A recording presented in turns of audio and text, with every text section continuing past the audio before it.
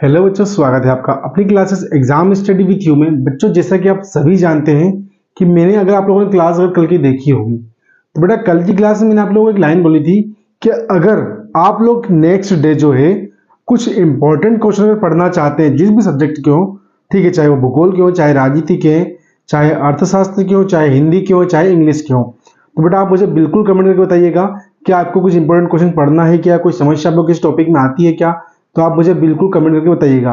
तो कुछ बच्चों के बेटा कमेंट आते हैं कि उन लोगों को क्या है बेटा कि जो आपकी हाफ ईयरली एग्जाम भी आपकी आ रही है, मतलब कि अर्धवार्षिक एग्जाम जो आ रही है, ठीक है, या हम लोग बोल सके बोर्ड एग्जाम में के नजरिए से ही बेटा ये जो क्वेश्चन जो मैं लाया हूँ, ठीक है, ये खाली आपको क्वेश्चन दिख रहे हैं बेटा, इनका आंसर मैं दूंगा आपको, ठीक है बेटा। और बहुत जल्दी कुछ नया भी लेके आएंगे आप लोगों के लिए हम लोग, ठीक है। पूरी टीम बेटा काम कर रही है, 2000 क्वेश्चन भी आपके बन रहे हैं, बहुत अच्छे जो है जो साथ वाले हम लोग की टीम के जो मेंबर हैं वो काफी अच्छे से काम भी कर रहे हैं बेटा।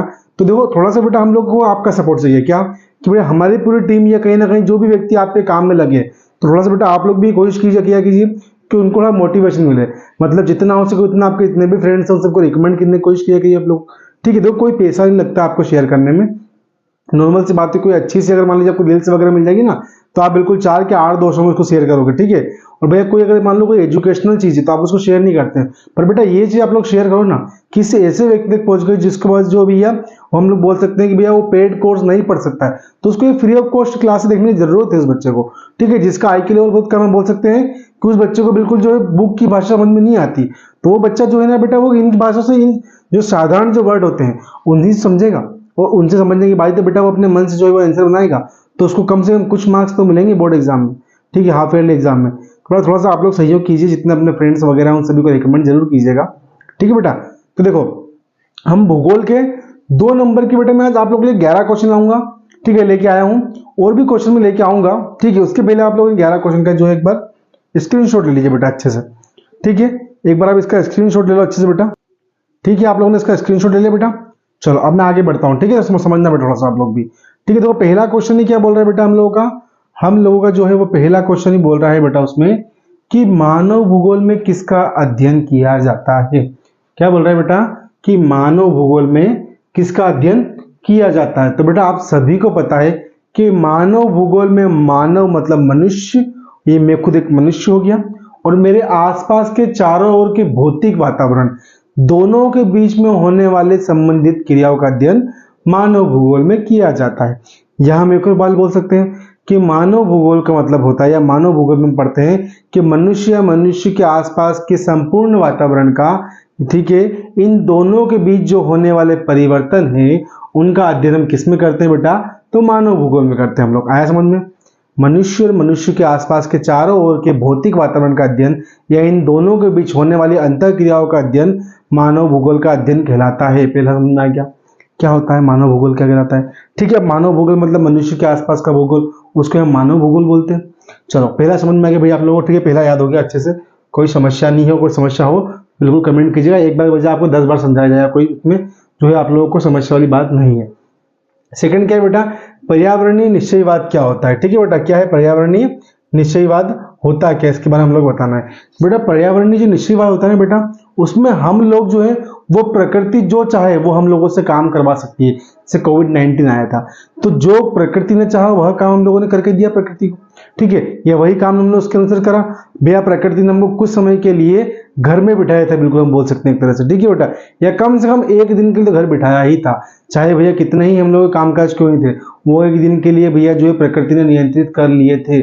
मतलब पर्यावरण निश्चयवाद में क्या है कि मनुष्य जो होता है वो प्रकृति के अनुसार काम करता है, मतलब मनुष्य जो चाहे वो ऐसे काम नहीं कर सकता है, हम लोग प्रकृति के अंतर्गत रहकर मतलब प्रकृति के नियंत्रित में रहकर कार्य करते हैं। किसमें? पर्यावरण निश्चयवाद में, ठीक है। क्या बोल रहा है बेटा, सुनना फिर से कि पर्यावरण निश्चयवाद में मनुष्य जो है वो प्रकृति का दास बन के रह जाता है, मतलब प्रकृति जो चाहती है वही मनुष्य कर पाता है, अन्यथा वो नहीं कर पाता है, ठीक है। सेकंड क्वेश्चन समझ में आ गया आप लोगों को, सेकंड में डाउट खत्म। थर्ड क्वेश्चन है बेटा, जलवायु किस प्रकार जनसंख्या वितरण को प्रभावित करती है। देखो सुनना बेटा, एक हो गया मरुस्थल क्षेत्र, ठीक है, मरुस्थल मतलब हम बात करें रेगिस्तान क्षेत्र की। चलो आपको सीधी सी लैंग्वेज समझाता हूं मैं आप लोगों को कि मान लीजिए पहाड़ी क्षेत्र, हम लोग रहते भूमि पे ही है, ठीक है, पहाड़ी क्षेत्र हो गया, मैदानी क्षेत्र हो गया, ठीक है, और एक मरुस्थलीय क्षेत्र हो गया। बेटा आप लोग कहाँ पे रहना पसंद करोगे? भैया बहुत सारे बच्चों का क्वेश्चन आएगा कि हम लोग पहाड़ों पे रहना पसंद करेंगे, परंतु पहाड़ों पर का जीवन इतना आसान नहीं जितना आप लोग सोचते हो। हम लोग घूमने जाते हैं तो वो कुछ समय के लिए अच्छा लगता है बेटा, पर वो पूरी लाइफ टाइम के लिए अच्छा नहीं है। हम लोग जो वस्तु का भैया जो हम लोग आदान प्रदान करेंगे वो आसानी से नहीं कर पाएंगे वहां पर, ठीक है। काफी सारी समस्याओं का सामना करना पड़ेगा, रोजगार के अवसर जो है वो सीमित मात्रा में रहेंगे। परंतु वही अगर हम लोग मैदानी भागों में अगर आते हैं तो हमको असीमित मतलब जितने हो उतने बहुत सारे अवसर मिल सकते हैं। हमारी आवश्यकता जितनी हो उतनी की हम लोग खुले रूप से पूर्ति कर सकते हैं, मतलब हम स्वतंत्र होते हैं, ठीक है बेटा। वहीं अगर मरुस्थलीय भाग में अगर हम लोग जाते हैं तो वहां पे ये समस्या भी है, रेगिस्तानी क्षेत्र होता है, हम लोग आसानी से एक स्थान दूसरे स्थान आ जा सकते नहीं, ठीक है। आने जाने में समय काफी लगता है। परंतु अगर मैदानी भागों में तो हम लोग वाहन जा सकते हैं, ठीक है। जो परिवहन के साधन उन सबसे हम लोग यातायात साधन जो है उन सबका उपयोग कर सकते हैं, किसमें, मैदानी भागों में, ठीक है बेटा। आगे समझ में आप लोग, तो अधिकांश लोग वहां निवास करते हैं जो मैदानी भाग होता है, सीधी सी बात है, जहां पर पर्याप्त मात्रा में जल आपूर्ति होती है, ये खाद्यान्न वस्तुएं आसानी से उपलब्ध की जा सकी कराई जा सकती है, वहां पे मनुष्य निवास करता है या उस स्थान में मनुष्य निवास करता है, ठीक है बेटा। आप लोगों को समझ में आ रहा है यहाँ पे? चलो समझ में आ गया कि किस जो है मनुष्य वो किस प्रकार के स्थान पर निवास करता है। तो क्या है कि जलवायु किसी प्रकार के मनुष्य जो हो गया, ठीक है, उसको वह नियंत्रित कर सकती है। हम लोग बोलते हैं जहां अधिक मात्रा में बारिश होगी वहां मनुष्य रहेगा, जहां अधिक मात्रा में गर्मी होगी वहां मनुष्य रहेगा, ठीक है। जहां अधिक मात्रा में ठंड होगी वहां मनुष्य कम मात्रा में निवास करता है, मतलब मनुष्य मैदानी भागों में निवास करता है। सीधी सी बात बोलूं बेटा तो कैसे, क्योंकि मनुष्य मैदानी भागों में हम लोग देखते हैं अधिक मात्रा में ना तो जो है ठंड गिरती है, मतलब ना तो ठंडी होती है, ना अधिक मात्रा में गर्मी होती है, ना अधिक मात्रा में बारिश होती है। तीनों ही मौसम बिल्कुल वातावरण खुला रहता है, आसानी से मौसम परिवर्तन होता रहता है, व्यक्तियों को प्रभाव गिरता है, परंतु इतना प्रभाव नहीं गिरता है जितना जो है हम लोग किसी एक स्पेशल जगह पे गिरता होगा, ठीक है बेटा। तो आप लोगों का तीसरा क्वेश्चन समझ में आ रहा है, तीसरा क्वेश्चन भी आप लोगों को क्लियर हो रहा है यहाँ पर। अगला क्वेश्चन है जनसंख्या परिवर्तन के 3 घटक कौन से हैं। देखो बेटा, जनसंख्या परिवर्तन के 3 घटक है आपके, समझना। एक तो है जन्म दर, ठीक है, मृत्यु दर, ठीक है बेटा, और फिर है प्रवास। क्या है आपके, जन्म दर, मृत्यु दर और प्रवास, ठीक है बेटा। ये आपके क्या है, कौन कौन से, जन्म दर, मृत्यु दर और प्रवास, ये आपके 3 जो है वो जनसंख्या परिवर्तन के घटक होते हैं, ठीक है बेटा। सीधी सी बात में आपको 2 नंबर का आंसर आता है, बिल्कुल लिख के आइएगा, जन्म दर, मृत्यु दर और प्रवास, ठीक है। ये 3 जो होते हैं वो जनसंख्या परिवर्तन के प्रमुख घटक होते हैं।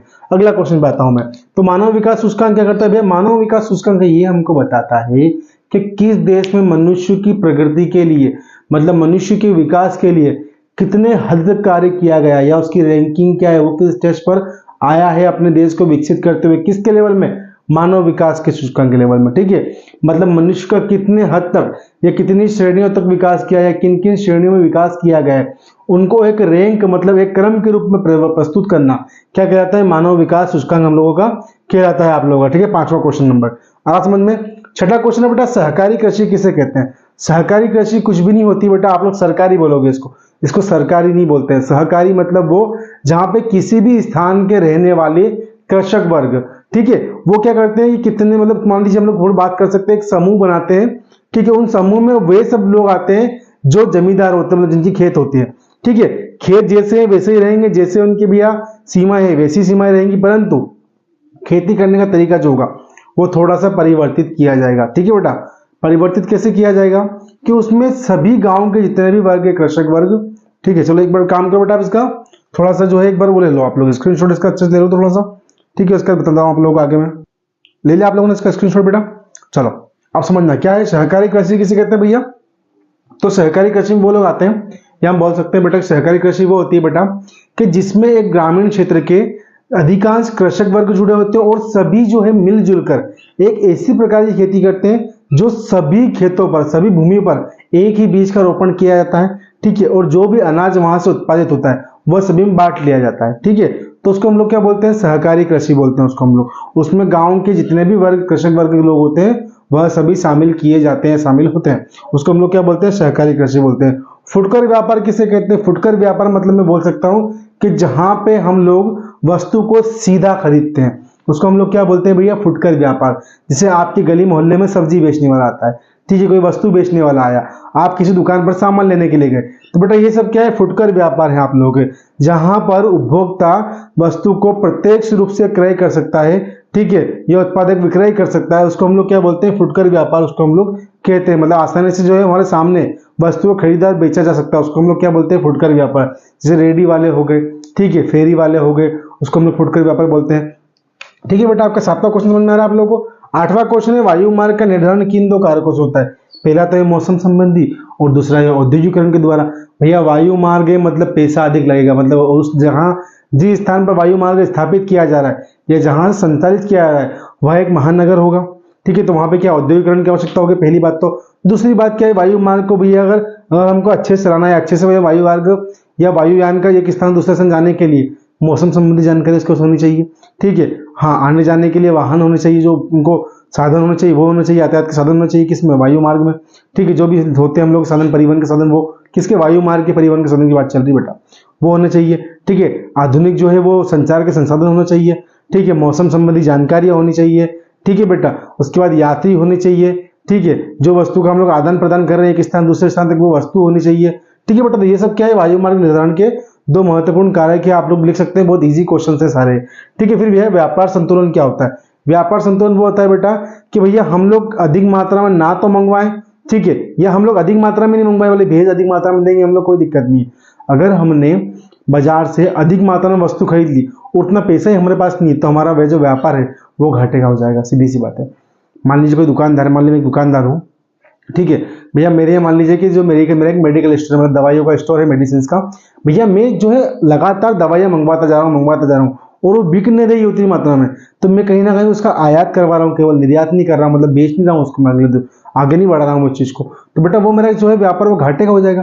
परंतु व्यापार संतुलन वो होता है बेटा कि जब बराबर मात्रा में आयात हो और बराबर मात्रा में निर्यात हो, समान मात्रा में। आप निर्यात अधिक मात्रा में भी करो तो भी समस्या नहीं है, ठीक है, वो धनात्मक ही होगा, ऋणात्मक नहीं हो सकता आपका, परंतु आयात कम मात्रा में होना चाहिए बेटा, उसको हम लोग बोलते हैं व्यापार संतुलन। मतलब क्या है कि समान मात्रा में वस्तुओं का आदान प्रदान किया जाता है, उसको हम लोग व्यापार संतुलन कहते हैं।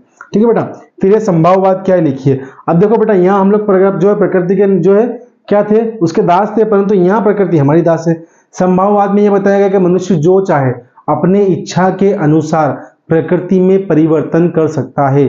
जैसा मनुष्य चाहे वैसा प्रकृति के विभिन्न क्रियाकलापों में जितने भी क्रियाकलाप होते हैं उसमें हम लोग हमारे अनुसार जो है वो परिवर्तित कर लेते हैं, परिवर्तन कर लेते हैं। जैसे हम लोग देखते हैं भैया कि मनुष्य क्या करते हैं, बहुत सारे के जो पेड़ होते हैं, ठीक है, या जो गार्डन्स वगैरह आप लोग होते हैं बेटा, वो तो क्या है प्राकृतिक जो पौधे ना सब, परंतु मनुष्य उनको एक आकृति के रूप में परिवर्तित कर लेता है।